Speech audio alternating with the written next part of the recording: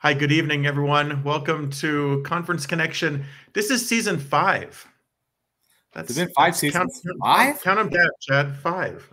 Yeah, maybe that's my prescription medication to do this with you has gone up. It's every year. It's a influx and no, it's been great. 5 seasons. It's been awesome. Yeah, we really appreciate this. This is Conference Connection brought to you by Onward Productions. If you haven't seen this before, this is, well, first about Onward. This is a program that was created by Shane and Mandy Johnson up in Montpelier, Idaho, and basically designed to, I think it was in a reaction to some difficulties they had found in their lives. And they said, you know, what can we do to help people? What can we do to inspire people and to help them feel good about their lives and feel positive and motivated? And so all of their content is based around that.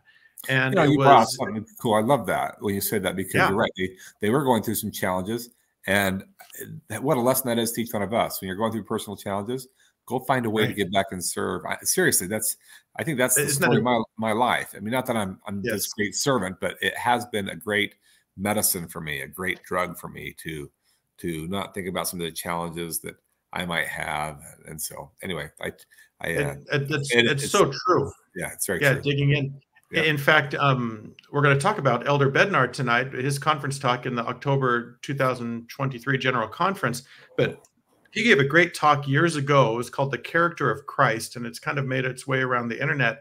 But he talked about that very thing you're mentioning, Chad. He said that Jesus Christ, when he was faced with difficulty, what he did was he dug in and served more and served harder. He's referred specifically to him when he was on the cross. And on the cross, he only said a few things when he was up there. He was in agony, and he probably couldn't say much. But most of the things that he said were to help other people. He told the thief that he gave the thief comfort and said, "You'd be with me in paradise, so don't worry." He gave comfort to his mother, who was down there, and made sure that she was taken care of by giving John the obligation to care for her.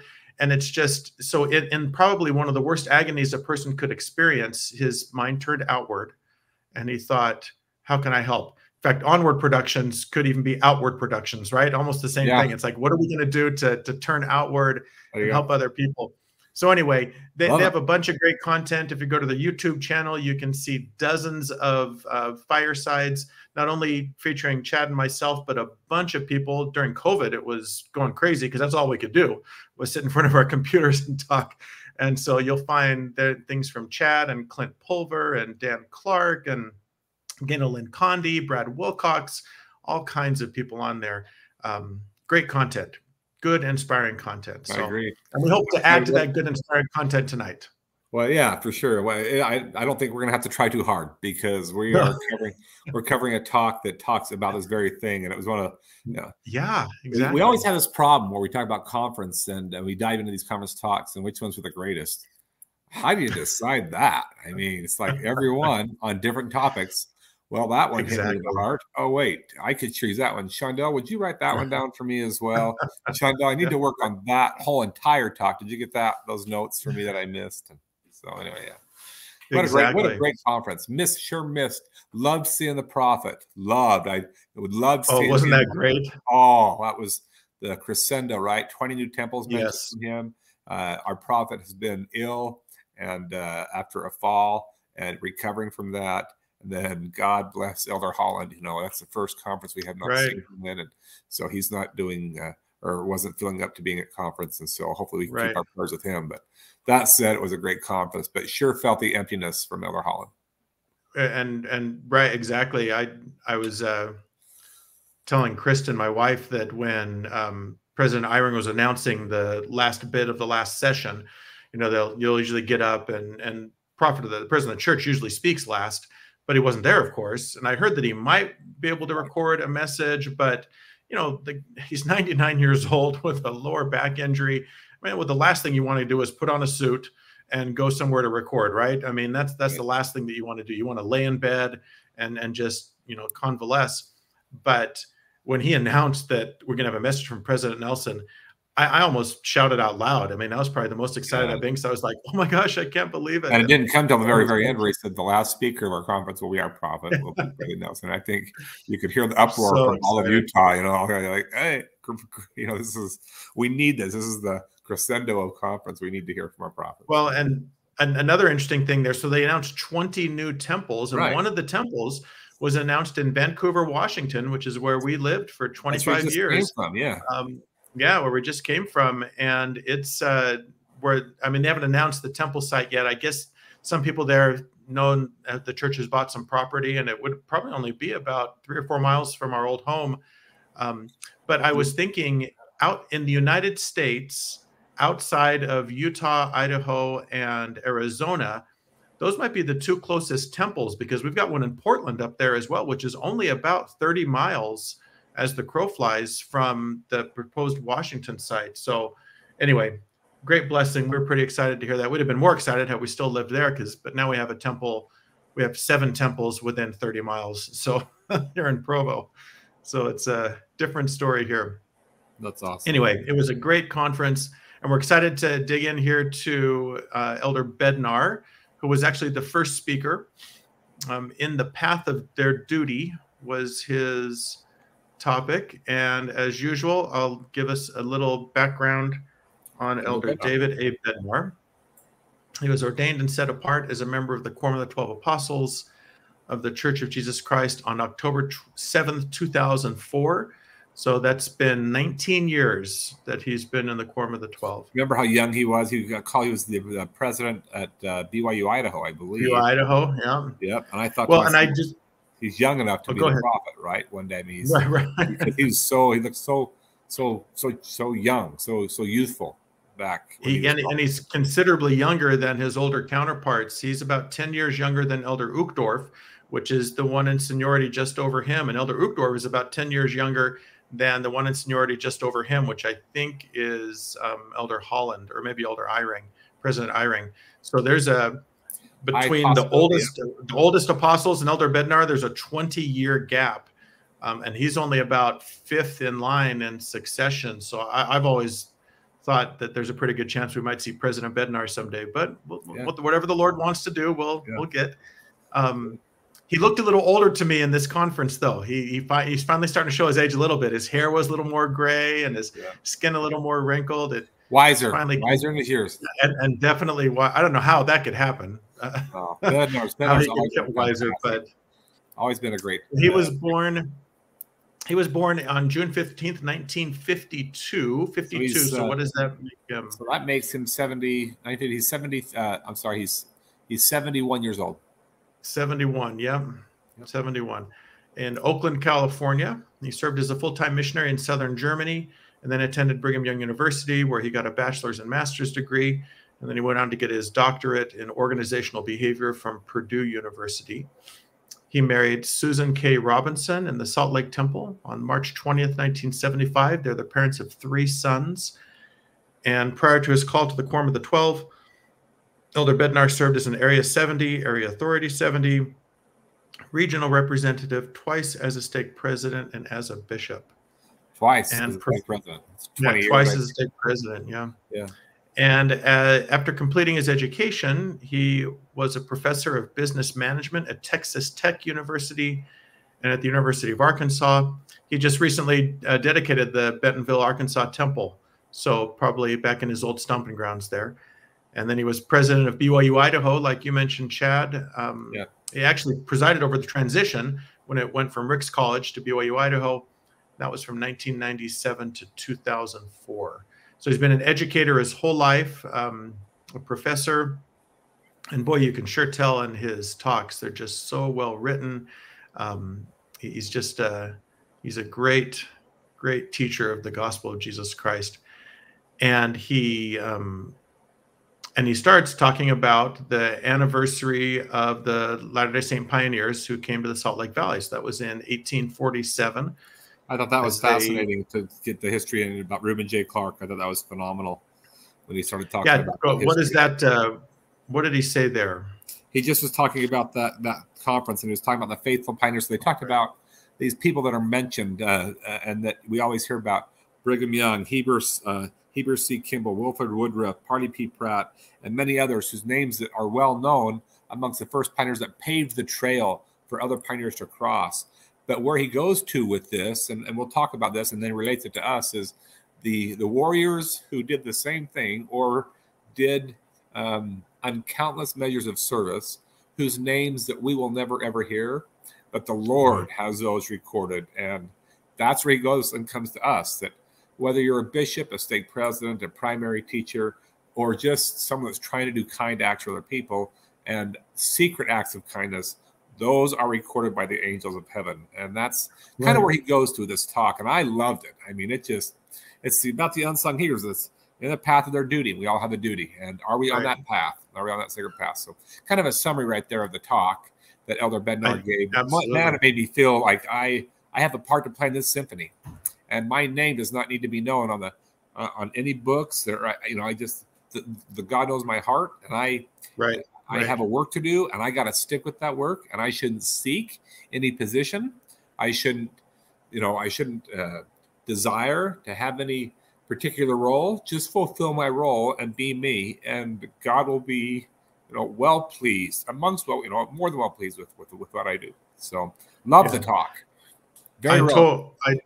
I totally agree, and I love that he brought up these people that came in the last wagon. That's because he said so we celebrate 1847 days of 47 wagon. Parades that we hold here in Utah. And we celebrate the first wagon, right? The first people that arrived in the Salt Lake Valley.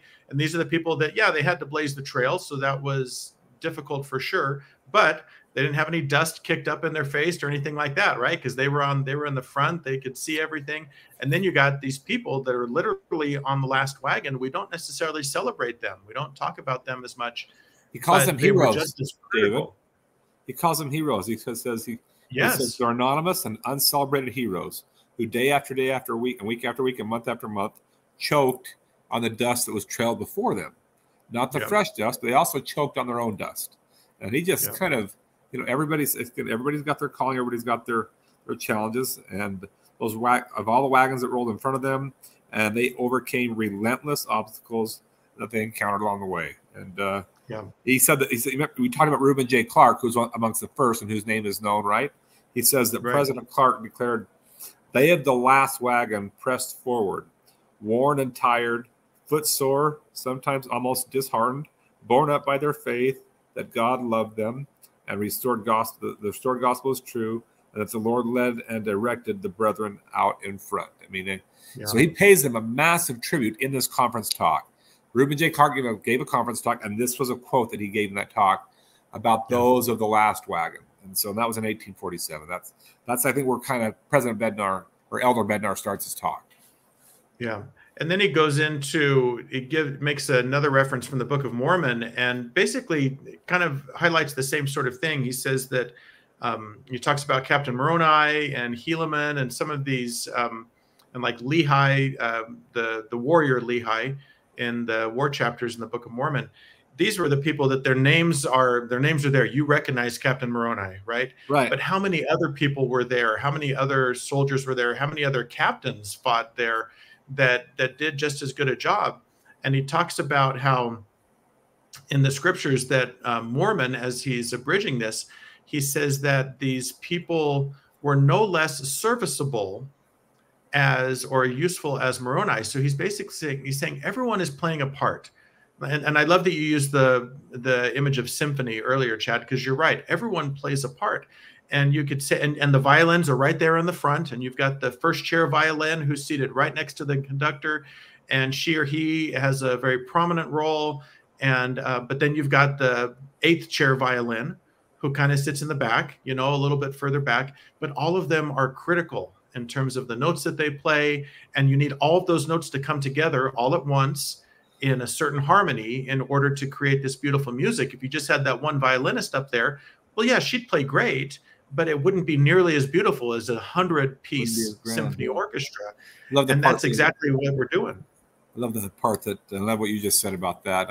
I think about we've gone to a concert up at the Tabernacle during Christmas time where they do everybody has one bell, right? And they all have to do this, And there's sometimes one person that just only has to do it 2 or 3 times. But if you didn't have that bell in there, it would sound off. And so that one bell with that one tone that you're excited to hear, you know it's coming, and it's that person that got that one bell. Without that one bell, the whole thing would be. And then I love what you said there about, you're talking about Moroni. Everybody knows about Mormon and Moroni and his son and him bridging and bringing everything together. But just 2 verses later in the exact same chapter of the Book of Mormon, we talk about the sons of Helaman, who are unsung heroes. They're not really mentioned, but they did a massive work and it's so much good. And God knows that, and it's recorded. And so it just made me feel, as I read through this and I listened to his words, you know, I might not ever make it up to I know I won't make it up to the stand of the conference center, perhaps. And I do have my stand to play on. I have my chair to sit in. That's and right. We all do. We all your have your bell to ring, right? Bell to ring, right. And so I love this. In the path of their duty, are we doing our duty? Are we in our path and doing our part? And are we off path? And he talks about that, about staying on path and staying focused on what we can do. And in a slight way, kind of hinders to the challenge of comparison, and and comparing ourselves to others that might have what some might consider a higher calling of service, or that might be more recognized, or names might be more recognized. And he says, beware, and he gives a warning. Stay away from those feelings and those temptations. Those come from nobody but the adversary. They certainly aren't coming from Christ. So we all are going to have a massive part to play. Talks about the temples. We talked about there was 20 that were announced. There's never been, obviously, more temples on the earth, and they will continue to grow. And we all have to play our part to help bring to pass the eternal work of God and save those souls. We can't do it without us. And if we don't do that, those souls are waiting, right? So that's right. Kristen and I have the chance to work at the Provo City Center Temple every Wednesday, and as ordinance workers. And so we're the ones that, I'm there in the white suit and she's there in the white dress, and we're the ones that you see, and, kind of doing that work. The ones that you don't see are the ones that really keep the temple running. Every once in a while, you'll see one of the temple engineers running around, and they're in white, but they usually have short sleeve shirts, and they usually got some sort of tool strapped to their belt or something like that. And their job is to make sure that when the button gets pressed to start an endowment movie, then that works, because all I have to, I look good in my white suit and stand up there and press the button. But if that engineer wasn't doing his or her job, then guess what? Nothing happens when you press that button. Or the fact that it's clean. You've got dozens of people working in the laundry and other things. These kind of people, everyone's necessary for that. So you've got everyone from the temple president, who's making kind of big picture decisions and organizing things like that, down to probably the person who comes in the middle of the night to clean the toilets or something like that, to make sure that when the first patron comes in the next morning, that everything's clean, that everything's orderly. Everybody plays a part, and every part is important. And Elder Bednar kind of goes into that as he talks about, he just lists a bunch of different types of roles, right? He goes into everything. He says, he says the path of your duty could be those people that are in church, and you see someone sitting alone. And so you walk over to that person and say, hi, I haven't met you before. Could I sit with you today? I like that. That's not the stake president. That's not the president of the church, but that's a little thing. He's talking about acts of kindness, but he also talks about those who have sinned and who are humbly with, what's the word that he uses? You said it's servicelessness, right? Right. The people that have sinned who are using all their strength and effort to get back on the right path. That too, in and of itself, is an act of choking on the dirt, right? Walking in that pathway, getting back on the path. He talks about those that have committed sins. You're right. He lists lots of things. I wanted to share, if you're okay with this, that quote from President Howard W. Hunter before he passed away, that he gave when he talked about, we were talking about Moroni and Helaman, and how Moroni is very well known for his countless efforts and works, and it's just because that's what's recorded. And so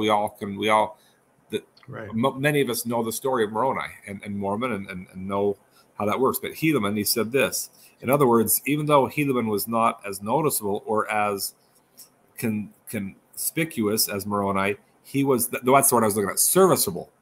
He was serviceable. Yes. That is to say, he was helpful or useful, and as useful as Moroni as God would record it. President Hunter then counseled all of us to be no less serviceable. He said, if you feel that much of what you do this year or in the years to come does not make you very famous, take heart. Most of the best people who ever lived weren't very famous either. Right. Just serve, grow, and look at that's what and he's right. I mean, in the whole grand scheme of things, how many people are celebrities or on TV? Yet, how many are going out and doing service for other people? Right. I kind of think I'm going to be a little selfish. I think of my wife because she is, and I'm not just talking about for our kids, but you talked about being in the temple every Wednesday, which is phenomenal. Shondell is out doing Meals on Wheels for 8 hours. She's just driving a car, taking meals to senior citizens in the county that can't go get their own food. It's a free service, and that's what she does. For 8 hours, she's driving in a car, and she loves it. She loves the people going and knocking on her door. She just loves that. That's not even a church calling.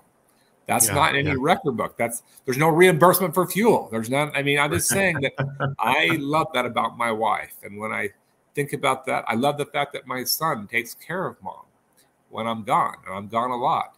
That's, Mom, whatever you need, I've got you covered, Mom. I got it, Mom. I'm the dad of the house because Dad told me that I'm the dad of the house, and I got to take care of you. And I'm tucking you in, Mom. It's not the other way around. Where Mom, I'm tucking you in, and it's. That's serviceable. And so you're right. So then he goes into this massive list about how we can be serviceable. About of all different things. And I love that you brought that up about Shondell because I don't know her well, but she seems like the type of person that is just that she's content to just kind of be in the background, that's just that she just wants to do the work, and she's a hard worker. She's out there doing service, and half the time you'd never know because she doesn't trumpet it. She doesn't go and she doesn't blab to everyone and say, hey, look what I did today. She's just doing that quiet work in the background, and that's what keeps the gospel moving. That's what keeps the work going forward, is all of these hands, all of these people that are just doing these quiet works of service. It reminds me of what Jesus taught in the New Testament. When he talked about when we do good works, he said, do you sound a trumpet and do you call attention to yourself? He says, because if you do, then that's your reward. He says, then your reward is that other people have recognized you, as opposed to just doing it quietly. I have a real brief story about this. When I was in college, was I a sophomore, freshman? I think I was a freshman. And I had just gone and done an act of service, and I still have never told anyone about this. I probably compromised half of my blessing because I've actually revealed that I've done something. Yes, but I did. You're making it known amongst the masses. I am making it known, but I've never revealed the specifics of it. And so I had done something, and I felt really proud of myself. I just thought, oh, I've done this. Is such a great thing I've done. And so I went upstairs back to my dorm, and I was feeling really good about it. And one of my friends was there in the room next to me, and I went in and I wanted to tell him. I wanted to tell him what I had done so I could, get the praise from him. And I was about to tell him, and he says, whoa, whoa, whoa. He says, hold on, Dave. He said, are you sure you want to cash that check right now? And I said, what are you talking about? And he says, well, if you tell me, then you'll cash the check, right? And that's the blessing that you'll get, because now I'll know and I'll say, good job, whatever. Or you can save that check to heaven, and you can wait to cash that when you get to heaven. There's a scripture that talks about that. There is a scripture that talks about that. Yeah, and I thought, and this guy's like, let your good deeds be done in secret. Something about let your good deeds be done in secret. Exactly. Otherwise, unless you have your reward. That's right. If you want your reward here, you guys all. I'm bearing my testimony today. Did you guys all know that I went out and we did service on Tuesday? Exactly. And exactly. And so I don't know who this 18-year-old kid was that had so much wisdom, because that's a great thing. And I said, you know what? You're right. I don't want to cash that check. I've just cashed half of it because I've told you guys I did something, but I've never told anyone what I actually did, and probably never will. I'm going to wait to cash the other half of that check till heaven. but that's as Elder Bednar goes on, he just talks about all different sorts of things, right? You talked about, like you said, the people that are repenting of their sins. He talked about, let's see here. Oh, the different people who translate the talks for General Conference. You know, that's a small army of people. 524 languages. Did you hear that in this conference? There's 524 languages. 520. That's crazy. That is crazy. I didn't realize that there was that many. 524 languages. Can you imagine all the people that are behind the scenes, or some are back underneath the bleachers that are just translating, simultaneous translation, so that others can hear it live, right? And then they go back and they write all the talks and do that again. My son does that for Pompeii. Just in his mission alone, there's 10 different languages, maybe 12. He served in Micronesia, Guam. So you have Pompeian, Simon, you have, I'm sorry. I wish I knew, but he had to learn Pompeian. He actually translates for the church in Pompeian for the people of that island. It's cool. As a service, that's what he does. I probably shouldn't say that because now he just cashed his check for him, but that's what he does. And he loves that service. Right. You know, he didn't say it, so he didn't cash the check. Okay. Yeah. So it's bad to cash other people's check, though. Bad to do we can't cash other people's checks. That doesn't work that way. That doesn't work that way. He talks about the young married couples who are going to church and wrestling their kids. I remember that very clearly. And I remember for years thinking, why in the world are we doing this?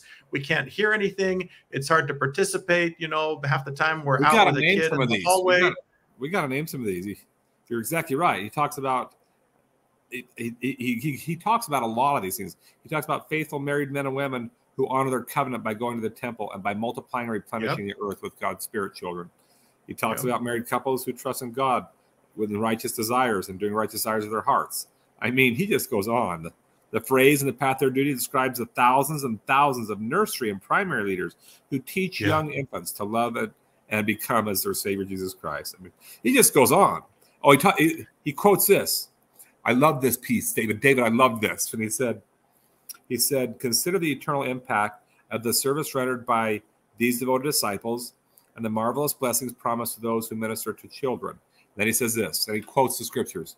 And Jesus took a child and set him in the midst of them. And when he had taken him in his arms, he said unto them, whosoever shall receive one of such children in my name receiveth me. And whosoever shall receive me receiveth not me, but him that sent me, which means now receiveth the Father. So, I mean, just holding an infant and just caring for the infant is a symbolic, in God's eyes, in Christ's ways, is a metaphor of cradling the Savior, hence pleasing the Father. So when we cross the veil, the Father's going to say, thank you for taking care of my child. Right. So as that, which refers to us as parents and grandparents, we better cuddle our children. we better love unconditionally our children, which is not always easy, and not always easy for them to love us unconditionally as well. But what a marvelous! I thought that was powerful. That he just goes on. In the path of their duty describes dedicated children tenderly caring for aging parents. I mean, he just hits the whole gamut, and yet knocks out of the park, and probably doesn't hit half of what we could be doing, right? Because he only has 17 minutes in his talk.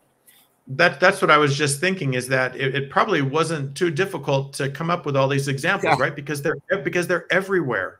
Yeah. Everyone is. And he does hit some piercing ones that wouldn't think about. He does do that, right? Yeah, exactly. He hits some like infant. I mean, I think, but you're right. You're absolutely. There's so many things we can be doing. I think there's every act. I mean, in everything we do, there's an act of kindness or service. What are we doing to fill up, David? What are we doing to fill up our time and our calendar? Is it being spent selfishly for something for my gain, or can somebody else gain from something that I'm drawing or creating or leaving behind? Or what am I doing with my time right now? Is it somehow benefiting the life of somebody else? So sorry, I get excited when I talk about this because I want to be like that. I do. I want to be like the Last Wagon, whose name's not mentioned. Yeah. And in fact, I told Chandel, don't even put my name on my tombstone. Don't. I don't want people to even know where I'm at. That's right. Just say, bury me out on the ranch somewhere. Someone who did good, right? Yeah. Well, and think about all the pioneers that are buried. Think about all the pioneers that are buried in the Rockies, whose gravestones are nothing but twigs and sagebrush. It'll be resurrected out of that sagebrush. We'll never know. We'll never know. No one will ever know. And yet they crossed and they died and yet paved that path for somebody else. I mean, Christ sees that deep. He sees that in that great of detail that we as human beings and mortals, we see the surface. Exactly. We see the fish. We see the fish in the nets that were caught. That's all we see is the fish that were caught. But not all of the other details. Yeah. Well, and he makes promises to everyone. He concludes with this. He says, "They of the last wagon, who are no less serviceable, and you who today are pressing forward in the path of your duty, are the strength of the Savior's restored church. And as the Lord promised, all thrones, dominions, principalities, and powers shall be revealed and set forth upon all who have endured valiantly for the gospel of Jesus Christ." So no matter where you are in the front of the wagon train or in the end of the wagon train, if you do your duty, if you fulfill your responsibilities, we all get the same reward. And it's this massive, glorious reward. It's all that the Father has. I think that's great. I love that. And I think it's going to be like that in heaven. And like in the temple, we go and we all dress in white, and you can't tell who's a bishop or who's a stake president or who's a really cited president or anything like that, because we all just wear similar clothing. I think in heaven it's going to be the same way. I think we're all going to get the same reward, and we're all just going to be dressed the same. And it's not going to be like, oh, well, that guy was a prophet in the earth, and that woman was she was a leader of tens of thousands. I think we're going to be, the Lord's going to say, hey, you're just all the same. You're all my children. You all did the best you could, and you've all inherited the same reward. So I love this talk. I thought it's amazing. And hopefully we remember this, that we need to do our part, ring our bell, right, when it's our time, and contribute to that glorious music that's being made worldwide. Love it. Yeah. Great talk. All right. My answer now, because I'm just there's so much more in this talk, but it's what a joy it's been to talk about Elder Bednar, and he's just fantastic. He did a great job in his inspirational preparedness and his praying beforehand to prepare for such a marvelous. Go back and study it and read it. Yes, go take a look at it. Well, thanks everyone for joining us tonight. We're here on the second and fourth Sundays every month to review a conference talk. We hope you enjoyed tonight, and we'll catch you next time. Good night, everybody.